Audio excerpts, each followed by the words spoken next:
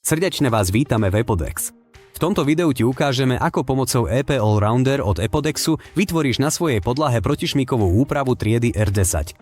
Na prípravu budeš potrebovať nasledujúce pomôcky: EP Allrounder zložku A a B, EP farebnú pastu, 1,5 litra vody, teleskopickú tyč, stierku, rám s valčekom, miešací nadstavec a akuvrtačku. Podklad musí byť nosný, suchý, dostatočne pevný v ťahu aj tlaku a čistý. Prach, olej, masnota a separačné prostriedky musia byť vopred odstránené vhodnými opatreniami. Povrchová úprava pozostáva z dvoch vrstiev. Začni s prvou vrstvou. Nalej zložku B úplne do zložky A.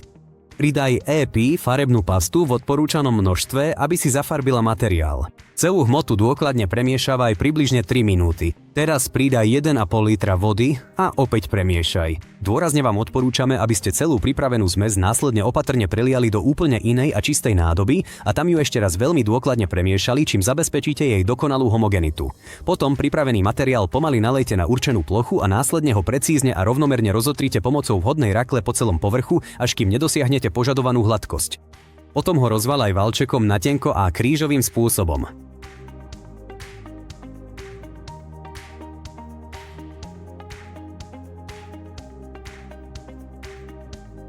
Nechaj povrchovú vrstvu vytvrdnúť pri 20 stupňoch Celzia minimálne 20 hodín a maximálne 36 hodín. Ak sa druhá vrstva nanáša neskôr ako po 36 hodinách, prvú vrstvu je potrebné prebrúsiť. Pokračuj s druhou vrstvou rovnakým spôsobom. Pri miešaní pridaj do zmesi 600 g jemného piesku s veľkosťou zrna od 0,06 do 0,3 mm, aby si dosiahol požadovanú protišmikovosť. Nalej materiál a rozotri ho rakvou. Potom ho rozváľaj valčekom na tenko a krížovým spôsobom. Potom nechaj materiál úplne vytvrdnúť.